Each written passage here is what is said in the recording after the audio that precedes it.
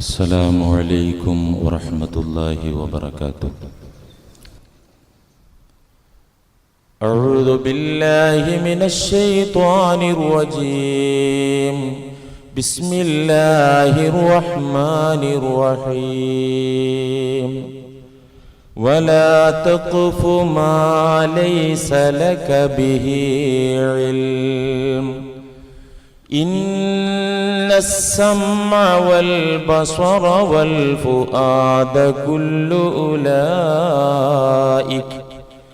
كل أولئك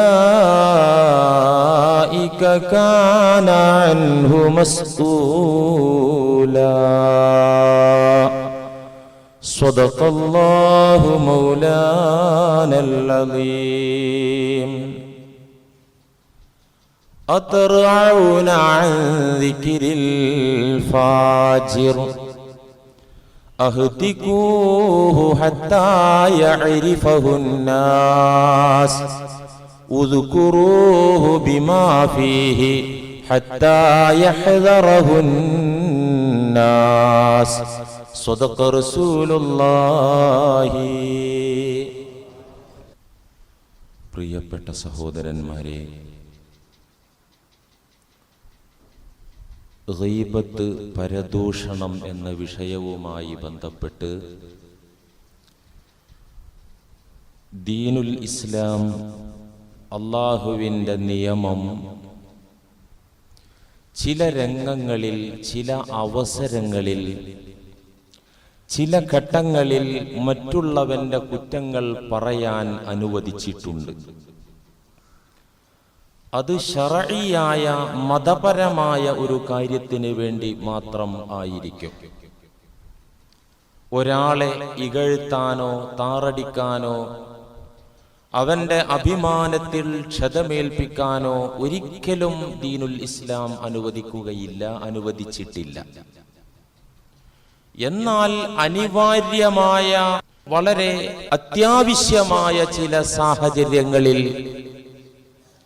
മറ്റുള്ളവരുടെ വൈകല്യങ്ങൾ പുറത്തു പറയുന്നത് ദീൻ അനുവദിച്ചിട്ടുണ്ട്. 6 കാര്യങ്ങൾ, 6 അവസരങ്ങളിൽ ഗീബത്ത് അനുവദിച്ചിട്ടുണ്ട് എന്ന് കഴിഞ്ഞയാഴ്ച നിങ്ങളെ ഉണർത്തി. അതിൽ 2 കാര്യങ്ങൾ പറഞ്ഞു. ഇനി 3-ാമത്തെ കാര്യമാണ്, 3ഉം അതിന് ശേഷമുള്ള കാര്യങ്ങളുമാണ് പറയാനുള്ളത്. 3-ാമതായി ദീൻ പഠിപ്പിച്ച, മറ്റുള്ളവരുടെ കുറ്റങ്ങൾ പുറത്തു പറയാൻ അനുവദിച്ച ഒരു സാഹചര്യം അൽ ഇസ്തിഫ്താഉ, മതപരമായ വിധി അറിയാൻ വേണ്ടി ഒരു മുഫ്തിയുടെ മുമ്പിൽ, ഒരു പണ്ഡിതന്റെ മുന്നിൽ തന്റെ പ്രശ്നങ്ങൾ അവതരിപ്പിക്കുമ്പോൾ ചിലപ്പോൾ മറ്റുള്ളവരുടെ കുറ്റം പറയേണ്ടി വരും. തന്നെ ഉപദ്രവിച്ചവരെ കുറിച്ച് പറയേണ്ടി വരും, തന്നെ ആക്രമിച്ചവരെ കുറിച്ച് പറയേണ്ടി വരും. അൽ ഇസ്തിഫ്താഉ, മതപരമായ വിധി അറിയാൻ വേണ്ടി ഉത്തരവാദപ്പെട്ട ആളുകളുമായി സംസാരിക്കുമ്പോൾ മറ്റുള്ളവരുടെ കുറ്റം, ഗീബത്ത് പറയേണ്ടതായിട്ട് വന്നാൽ അത് പറയാൻ ദീനുൽ ഇസ്ലാം അനുവാദം നൽകുന്നുണ്ട്. കമാ യഖൂലു, ഉദാഹരണം, ലിൽ മുഫ്തി, ഒരു മതപണ്ഡിതന്റെ മുമ്പാകെ, ഒരു ഫത്വ തരാൻ യോഗ്യനായ പണ്ഡിതന്റെ മുമ്പാകെ പറയുന്നത് പോലെ, ലലമനി അബി, എന്റെ പിതാവ് എന്നെ ഉപദ്രവിച്ചിരിക്കുന്നു, പിതാവിൽ നിന്ന് എനിക്ക് അനീതി വന്നിരിക്കുന്നു. ഔ അഖി, അല്ലെങ്കിൽ എന്റെ സഹോദരൻ, അല്ലെങ്കിൽ എന്റെ അയൽക്കാരൻ എന്നെ ഉപദ്രവിച്ചിരിക്കുന്നു, അല്ലെങ്കിൽ ഇന്ന മുസ്ലിം സുഹൃത്ത് എന്നെ ഉപദ്രവിച്ചിരിക്കുന്നു. ഔ സൗജതി, എന്റെ ഭാര്യയിൽ നിന്ന് ഇങ്ങനെ ഒരു സംഭവം ഉണ്ടായി, ഭർത്താവിൽ നിന്ന് ഇങ്ങനെ ഒന്നുണ്ടായി. ഫകൈഫ ത്വരീഖി ഫിൽ ഖലാസി, രക്ഷപ്പെടാൻ എന്താണ് മതപരമായിട്ടുള്ള മാർഗം, വിധി എന്ന് മുഫ്തിയോട് ചോദിക്കുമ്പോൾ മറ്റുള്ളവരുടെ കുറ്റം പറയാൻ പറ്റൂലെങ്കിൽ ഇപ്പൊ എന്താ ചെയ്യാ, ബുദ്ധിമുട്ടാവുമല്ലോ.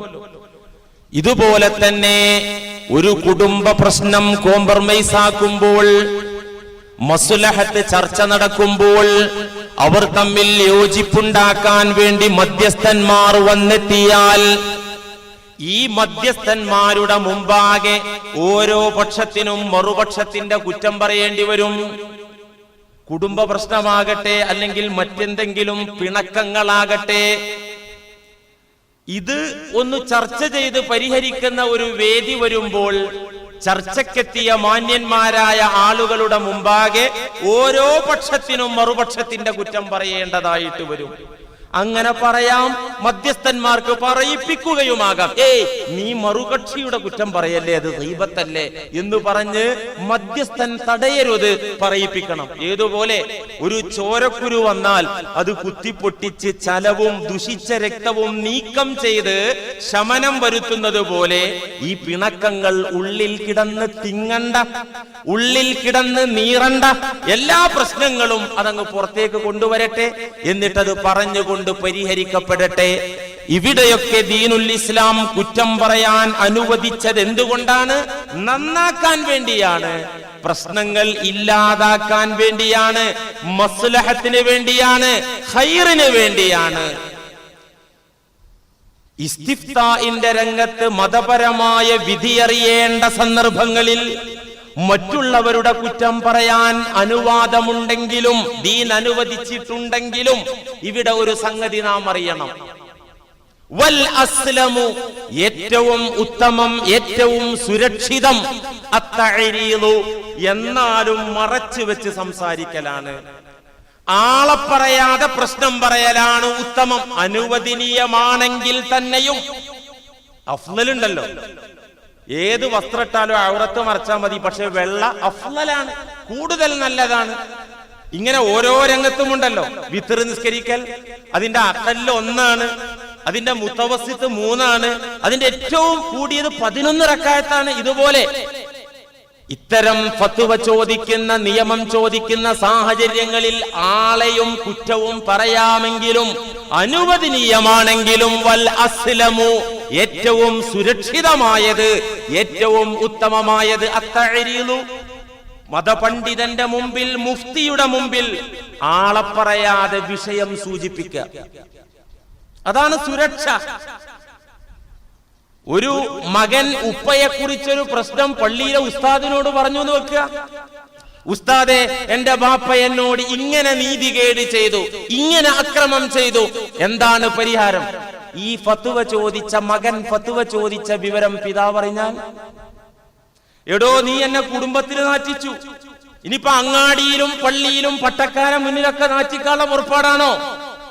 മതപരമായി ഒരു ഫത്വ ചോദിച്ച് സോൾവാക്കാൻ നിൽക്കുന്നത് വെളുക്കാൻ തേക്കുന്നത് പാണ്ടാകുന്നു അല്ലേ? അതുകൊണ്ടാണ് വൽ അസ്ലമു, ഏറ്റവും സുരക്ഷിതമായത് അത്തഈരീദു, എന്താണ്? ഗോപ്യമാക്കി ചോദിക്കുക. എങ്ങനെ ചോദിക്കുക? മാ തഖൂലു ഫീ റജുലിൻ ലലമഹു അബൂഹു. ഉസ്താദേ, ഒരു സംശയമുണ്ട്. ഒരു മോന്റെ സ്വത്ത് ബാപ്പ കട്ടു, അതിലെന്താണ് മതപരം? കൈ വെട്ടാൻ പറ്റുമോ? ബാപ്പ ആയതുകൊണ്ട് കൈ വെട്ടാൻ പറ്റുമോ? അല്ലെങ്കിൽ എന്താണ് അതിനുള്ള ശിക്ഷാ നടപടി? ഉദാഹരണം, ദിവന്റെ വാപ്പയെന്ന് ഇവൻ പറയണ്ട. അതാരാന്ന് മൊയ്ലിയേര് ചോദിക്കും വേണ്ട. കുമ്പസരിക്കാൻ അച്ഛന്റെ മുന്നിൽ വന്നപ്പോ എന്ത് സംഭവിച്ചു, എത്ര സംഭവിച്ചു, അങ്ങനെ ചോദിക്കേണ്ട കാര്യം പണ്ഡിതനുമില്ല. മാ തഖൂലു ഫീ റജുലിൻ, ഒരാളെ കുറിച്ച് എന്താണ് മതവിധി? ലലമഹു അബൂഹു, ആ ആളുടെ പിതാവ് അദ്ദേഹത്തെ ഉപദ്രവിച്ചിരിക്കുന്നു. അങ്ങനെ ഉപ്പയും മകനും തമ്മിൽ ഒരു പ്രശ്നമുണ്ട് ഉസ്താദേ, അവിടെ എന്താണ് വിധി? ഇങ്ങനെ ചോദിക്കുക. ഇങ്ങനെ ചോദിച്ചാലും കാര്യം അവിടെ സോൾവ് ആകുമല്ലോ, ഫത്വ അവിടെ കിട്ടുമല്ലോ.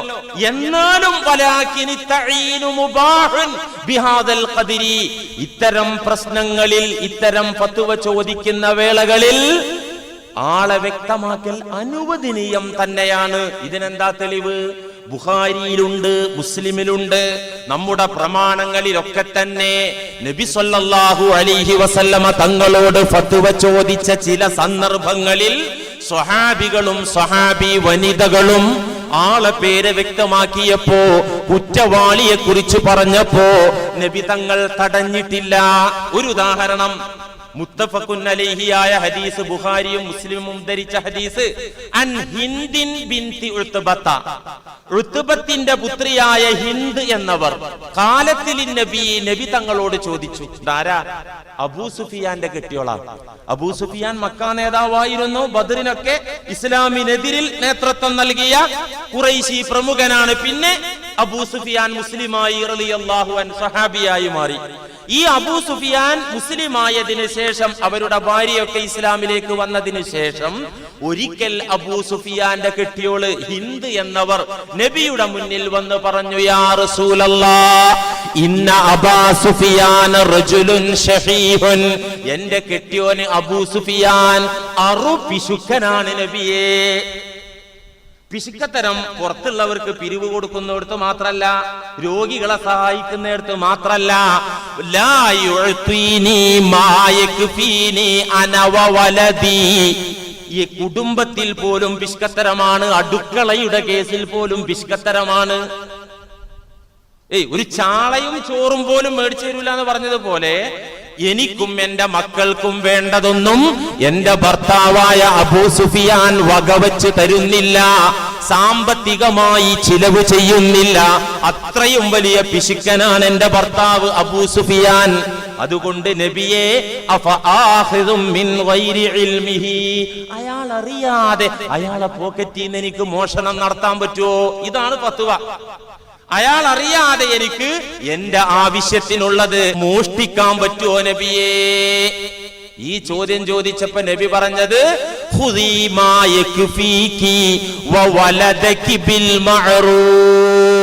അടിച്ചുപൊളിക്കാനുള്ള കാശൊന്നും എടുക്കാൻ പാടില്ല, വിലസാനുള്ള കാശൊന്നും എടുക്കാൻ പാടില്ല, കല്യാണത്തിനും സൽക്കാരത്തിനും പോകാനുള്ള കാശൊന്നും എടുക്കാൻ പാടില്ല. നിനക്കും നിന്റെ മക്കൾക്കും അനിവാര്യമായത്, അത്യാവശ്യമായത് മര്യാദക്ക് തരുന്നില്ലെങ്കിൽ നീ മോഷ്ടിച്ചോ. ബിൽ മഅറൂഫ്, നല്ല നിലക്കിട്ടോ, പരിധി എവിടെ വിടാൻ പാടില്ല എന്ന് നബി തങ്ങൾ പറഞ്ഞു കൊടുത്തു. അതുകൊണ്ട് പിശുക്കന്മാരുണ്ടെങ്കിൽ സൂക്ഷിച്ചോ, പോക്കറ്റ് ചോർന്നു പോയാൽ പറഞ്ഞിട്ട് കാര്യം ഉണ്ടാവില്ല. അത് പുറത്തു ഞങ്ങൾ വഴന്നു പറയും. കാരണം നിങ്ങളെ പിടിച്ചിട്ട് പറയാതിരിക്കാൻ പറ്റൂലല്ലോ, ഇത് ദീനിന്റെ നിയമമാണ്. അതുകൊണ്ട് മര്യാദക്ക് ചെലവ് ചെയ്തോ, അങ്ങനെ ഒരു മോഷണത്തിനുള്ള അവസ്ഥ ഉണ്ടാക്കണ്ട, അതാണ് പറയാനുള്ളത്. അപ്പോ ഈ ഹിന്ദ് എന്ന പെണ്ണ് തിരുമുന്നിൽ വന്ന് തങ്ങളോട് ചോദിച്ചപ്പോ, കെട്ടിയവനെ കുറിച്ച് ഗീബത്ത് പറയേ എന്ന് പറഞ്ഞ് ലം യസ്ജുർഹാ റസൂലുള്ളാഹി സ്വല്ലല്ലാഹു അലൈഹി വസല്ലം, നബി തങ്ങൾ ഹിന്ദ് എന്ന പെണ്ണിനെ തടഞ്ഞില്ല എന്ന് മാത്രല്ല, അതിനുള്ള മതവിധി പറഞ്ഞു കൊടുത്തു. ഇത് കാന ഖസ്ദുഹൽ ഇസ്തിഫ്താ, ആ പെണ്ണിന്റെ ലക്ഷ്യം ഭർത്താവിനെ താറടിക്കലല്ല, ഭർത്താവിനെ നിന്ദിക്കലല്ല, ഭർത്താവിനെ ബഹുജന സമക്ഷം കുറ്റം പറഞ്ഞ് ആക്ഷേപിക്കലല്ല. പിന്നെന്തായിരുന്നു ആ പെണ്ണിന്റെ ലക്ഷ്യം? ഈ കുടുങ്ങിയ അവസ്ഥയിൽ നിന്ന് ദീനിയായിട്ടൊരു മതവിധി കിട്ടി രക്ഷപ്പെടുക എന്നുള്ളതായിരുന്നു ലക്ഷ്യം. അത് മനസ്സിലാക്കിയ നബി തങ്ങൾ അത് പറഞ്ഞു കൊടുക്കുകയും ചെയ്തു. ഇത് ബുഖാരിയിലും മുസ്ലിമിലും നമുക്ക് കാണാവുന്നതാണ്. അതുകൊണ്ട് ഇസ്തിഫ്താ, മതപരമായി നിയമം ചോദിക്കുമ്പോ പണ്ഡിതന്റെ മുമ്പാകെ, മുഫ്തിയുടെ മുമ്പാകെ അയൽക്കാരെ കുറ്റം പറയേണ്ടി വരും, രക്തബന്ധുക്കളെ കുറ്റം പറയേണ്ടി വരും, ഭാര്യയെ കുറിച്ച് പറയേണ്ടി വരും, ചേട്ടനനിയന്മാരെ കുറിച്ച് പറയേണ്ടി വരും. അങ്ങനെ അനിവാര്യമായി വന്നാൽ അത് ദീൻ അനുവദിക്കുന്നുണ്ട്. ഇനി നാലാമത്തെ കാര്യം, തഹ്ദീറുൽ മുസ്ലിമി മിനശ്ശർരി. ഇതൊരു വലിയ മേഖലയാണ്. ഒരു മുസ്ലിമിന് അപകടം വരുന്നതിനെ കുറിച്ച് മുന്നറിയിപ്പ് കൊടുക്കുക. ഒരു മുസ്ലിം ഒരു കുഴിയിൽ പോയി വീഴാൻ സാധ്യതയുണ്ടെന്ന് കാണുമ്പോൾ അവന് കാലയെ കൂട്ടി അതിന് ഡയറക്ഷൻ കൊടുക്കുക, താക്കീത് കൊടുക്കുക, മുന്നറിയിപ്പ് കൊടുക്കുക. കുഴി കുഴിച്ചത് ചിലപ്പോൾ ഒരു അദ്രയമാനായിരിക്കും, അല്ലെങ്കിൽ ഒരു മമ്മദായിരിക്കും, അല്ലെങ്കിൽ ഒരു പോക്കരായിരിക്കും.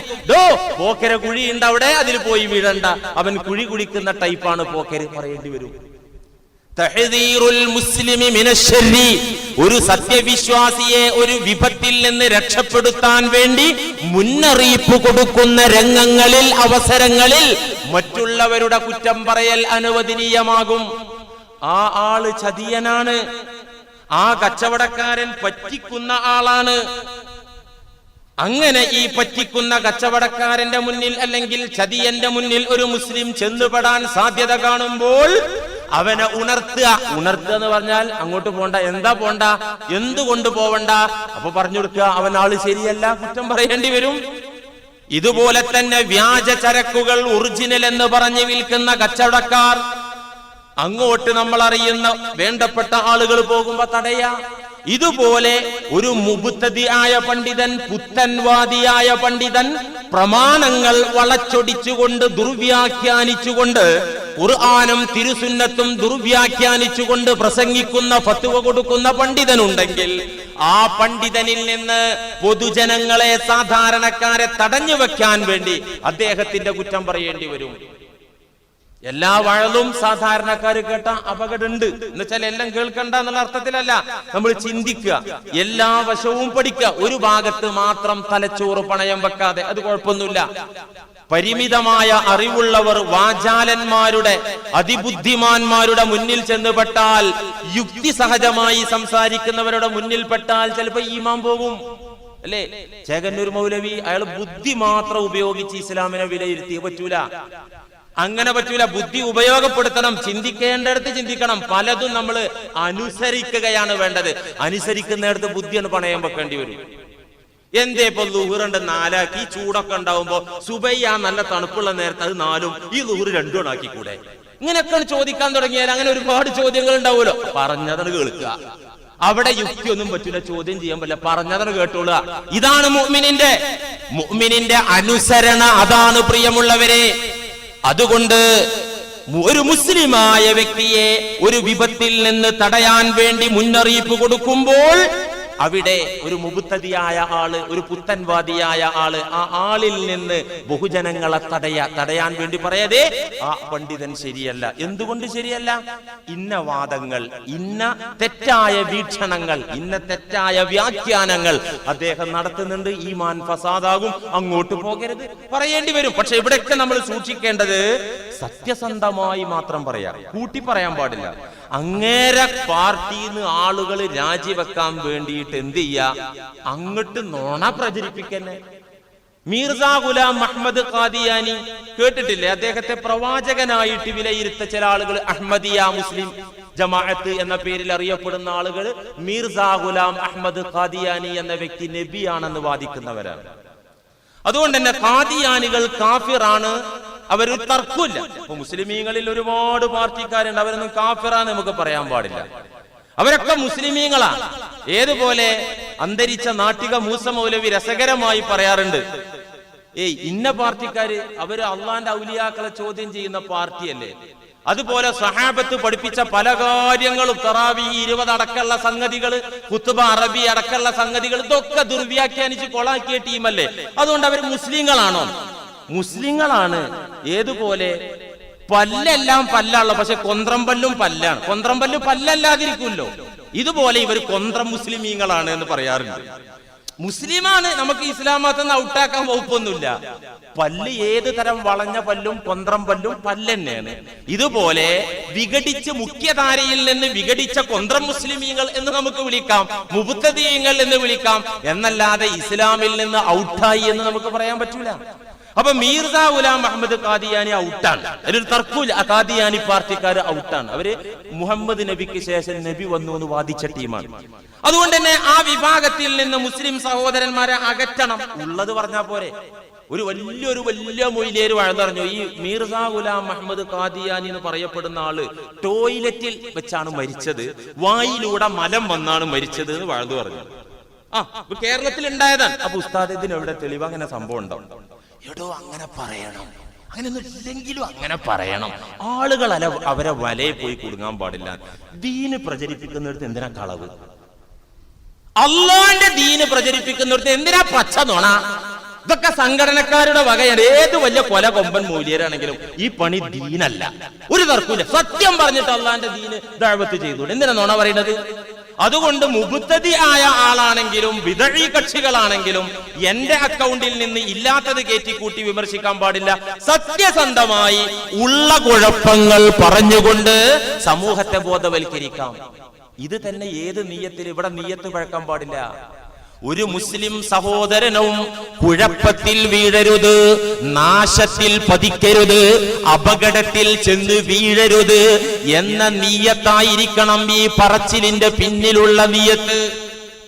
ഒരു മുബത്തദിഇനെ കുറ്റം പറയുന്നു, ഒരു ചതിയനെ കുറ്റം പറയുന്നു, ഒരു പറ്റിക്കുന്ന കച്ചവടക്കാരനെ കുറ്റം പറയുന്നു. അപ്പോൾ നിയ്യത്ത് എന്താകണം? ആ ആളെ ഇകഴ്ത്തണമെന്ന നിയ്യത്ത് പറ്റൂല. ഒരു മുസ്ലിം, ഒരു സത്യവിശ്വാസി, ഒരു നിരപരാധി ഇവന്റെ കുഴിയിൽ കെണിയിൽ പെടരുത് എന്ന നിയ്യത്ത് മാത്രം ഖൽബിലുണ്ടായി പറഞ്ഞാലാണ് ഇത് അനുവദനീയമുള്ളൂ. കാരണം ഇത് ഡേഞ്ചർ മേഖലയാണ്. വദാലിക മൗദിഉൽ ഗുറൂർ. ഇമാം ഗസാലി പറയുന്നുണ്ട്, വദാലിക ഇത് ഏത് ഏത് ചതിയന്മാരെ പറ്റിക്കുന്ന ആളുകളെ മുബ്തദിഈങ്ങളെ കുറ്റം പറയുന്ന രംഗമുണ്ടല്ലോ, അത് മൗദിഉൽ ഖുറൂർ, അത് കാല് വഴുതി വീഴുന്ന സ്ലിപ്പായി പോകുന്ന മേഖലയാണ്, അപകട ഡേഞ്ചർ മേഖലയാണിത്. എന്തുകൊണ്ട്? ഇത് ഖദ് യകൂനുൽ ഹസദു ഹുവൽ ബാഇസു, പലപ്പോഴും സത്യസന്ധമായ നിയത്താവൂല, ആളുകൾ രക്ഷപ്പെടട്ടെ എന്നുള്ള നിയത്താവൂല, അസൂയയിരിക്കും, അല്ലെങ്കിൽ വിദ്വേഷമായിരിക്കും, അല്ലെങ്കിൽ ദേഷ്യമായിരിക്കും, അല്ലെങ്കിൽ പകയായിരിക്കും. ആ കച്ചവടക്കാരനോട് എനിക്ക് അസൂയാണ്, അയാൾ കുറച്ച് പറ്റിക്കലിന്റെ ആളുമാണ്, എന്നാ പിന്നാട് കൊടുക്കുക അങ്ങോട്ട് എന്റെ രോഷത്തിന്, എനിക്ക് അങ്ങേരോട് അസൂയല്ലോ, അത് വെച്ചിട്ട് അങ്ങോട്ട് എന്താകുക, പ്രചരിപ്പിക്കുക. ഇത് ഹറാമാണ്, ഇത് ഹറാമാണ്. ഒരു മുബ്തദിആയ പണ്ഡിതണ്ട്, അങ്ങേരോട് എനിക്ക് ഭയങ്കര ദേഷ്യ, എന്തോ വ്യക്തിപരമായ വെറുപ്പ് എനിക്കുണ്ട്, അതുകൊണ്ട് ഞാൻ അങ്ങേരെ പരമാവധി ഗീബത്ത് പറഞ്ഞാൽ ഹറാമാണ് ആ ഗീബത്ത് പറയൽ. എന്റെ ലക്ഷ്യം എന്താകണം? എന്റെ ലക്ഷ്യം എന്താകണം? ഇദ്ദേഹത്തിന്റെ ശർറിൽ സാധാരണക്കാർ പാവങ്ങൾ വീഴരുത് എന്ന നിയ്യത്ത് മാത്രം, അതിനപ്പുറത്ത് ശിർക്ക് വരാൻ പാടില്ല. ഇപ്പൊ ഗീബത്ത് പറയുന്നിടത്തും നിയ്യത്ത് നന്നാകണേ, ഗീബത്ത് പറയുന്നിടത്തും അത് അനുവദിച്ചിടത്തും നിയ്യത്ത് നന്നാകണം. അങ്ങനെയുണ്ട്. ഇബാദത്തിന് പോലും പലപ്പോഴും അസൂയയും ദേഷ്യവും കാരണവും, അസൂയ കാരണം ദേഷ്യം കാരണം സൽക്കർമ്മം ചെയ്യുന്ന ആളുണ്ട്. അസൂയ കൊണ്ട് സൽക്കർമ്മം ചെയ്യുന്ന പാർട്ടിയില്ലേ, അതെങ്ങനെ? എനിക്കൊരാളെ കണ്ടുകൂടാ, അരച്ചാ ഞാൻ കുടിക്കുക, അത്ര ദേഷ്യ. ഈ ആളുടെ ശത്രുവിനോട് എനിക്കൊരു സ്നേഹപ്പോ, ശത്രുവിന്റെ ശത്രു മിത്രം, അങ്ങനെ ഉണ്ടല്ലോ ഒരു കാഴ്ചപ്പാട്. എനിക്കൊരാളെ കണ്ടുകൂടാ, അവന്റെ ബദ്ധവൈരിയെ അതുകൊണ്ട് തന്നെ എനിക്കിഷ്ടം, അതുകൊണ്ട് അവന്റെ ശത്രുവിനെ ഞാൻ സഹായിക്കുന്നു, സഹകരിക്കുന്നു, അവന് സംഭാവന നൽകുന്നു, അവന് ദാനധർമ്മം ചെയ്യുന്നു, ഇതൊക്കെ നല്ല. പക്ഷെ ഇതെന്തിന്റെ ലക്ഷ്യം എന്താ? ഇവന്റെ ശത്രുവുള്ള അവനെ തകർക്കാൻ ഇവനെ കൊണ്ടേ പറ്റുള്ളൂ, അതുകൊണ്ട് ഇവന് കരുത്തു കൊടുക്കാൻ, ഇതിന് കൂലിയെ കിട്ടുക.